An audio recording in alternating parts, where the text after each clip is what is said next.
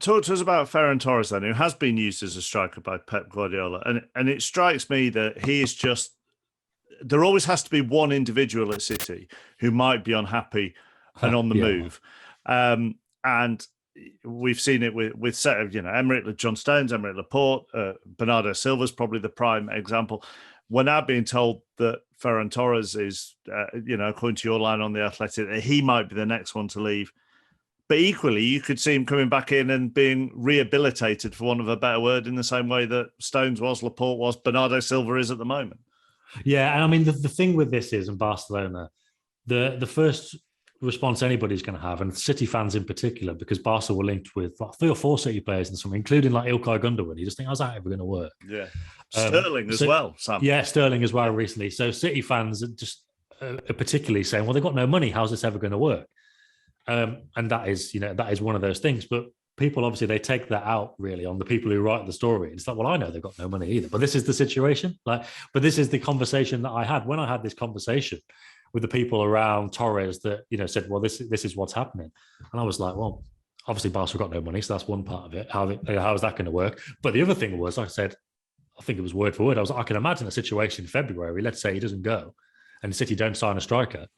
He'll be back playing as a number 9 because they haven't got one, and he'll be in the team and then he'll be happy. So that's the thing. As you were saying, there's always seems to be players around City who aren't happy. There's kind of a sliding scale. There's obviously players aren't happy when they don't play. That's just a fact. But then it goes towards, are they really kicking off? Do they really want to go? And the way this has been painted, and maybe this was like the friendly media version, but as far as I can understand it, he's not desperate to leave because he realizes he's got a good gig. He's getting enough games for Man City, but fundamentally he wants more. And whether he's going to get more at City or more at Barca, that's what he wants. But he sees the way this opportunity by people at Barca has been presented to him is new project. Xavi's an exciting new manager. We're all going to get behind him. You're going to be the striker. You'll play a lot.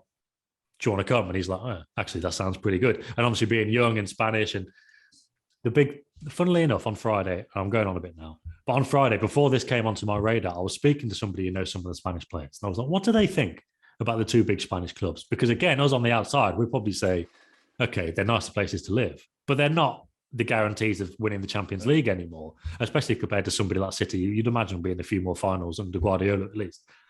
And he said, well, one of them at least says, yeah, they fully appreciate that City are, playing in the best league in the world and they're one of the best teams in that. And there's no real reason to go anywhere else.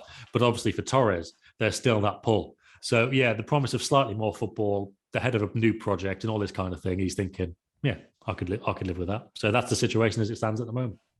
Adam? I think also Barcelona are looking for wide forwards in January. It's the one thing that Xavi has come in, and agents who are working with the club have been told, very clearly the thing that Xavi keeps going on about is, I want wingers. I'm obsessed with wingers.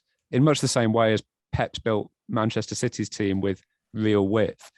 The profile of winger that was described to me was a sort of a Raheem Sterling, Kingsley Coman style winger. Ferran Torres is probably a bit different to that. Can play more inside. It's weird with Torres because we've sort of seen glimpses of him at City and some really exciting glimpses of him as well. I remember being at a game, I think it was the year before he left Valencia, actually against Barcelona. Valencia won 2-0. And Torres was unbelievable that day. Like, unbelievable. And I remember coming away and I said to someone that day, that was the best performance I've seen from a player of that age live in a stadium. He was so good.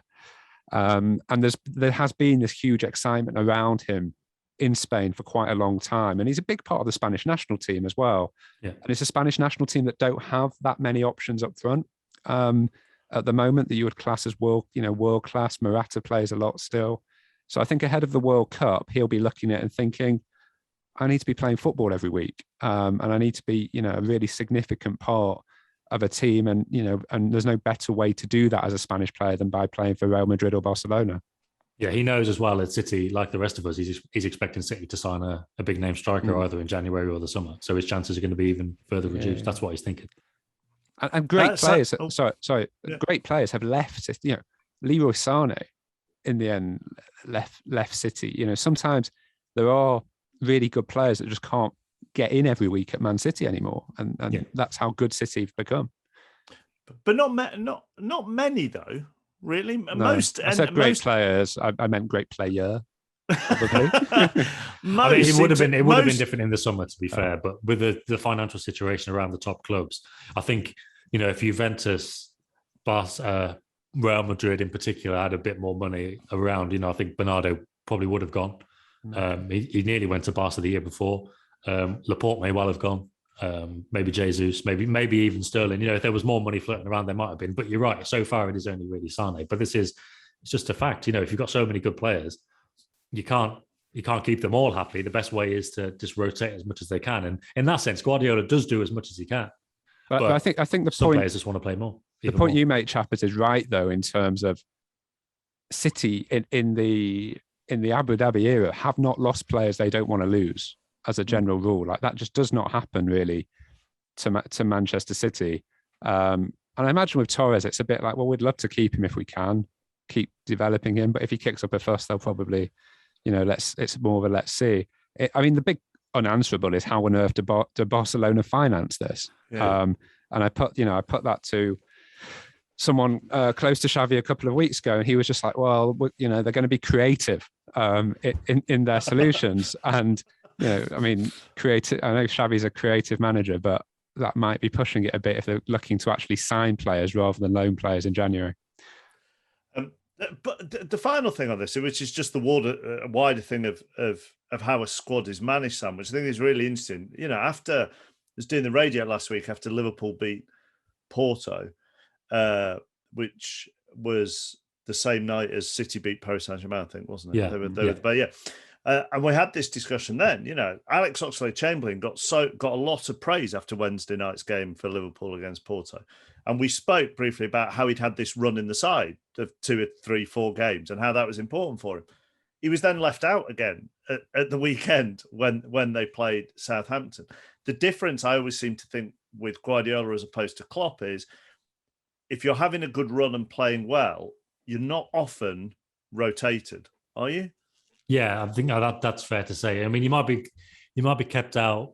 I'm thinking back to last season when there was Carabao Cup games, Champions League games every midweek. So Guardiola was like, well, I've got so many players, I'll just make 8 changes. This is the midweek team, and then we'll go back to the Premier League team. And the Premier League team was basically the first choice. And I think if you're one of his players, you're happier to be in that team because that's the one he trusts the most.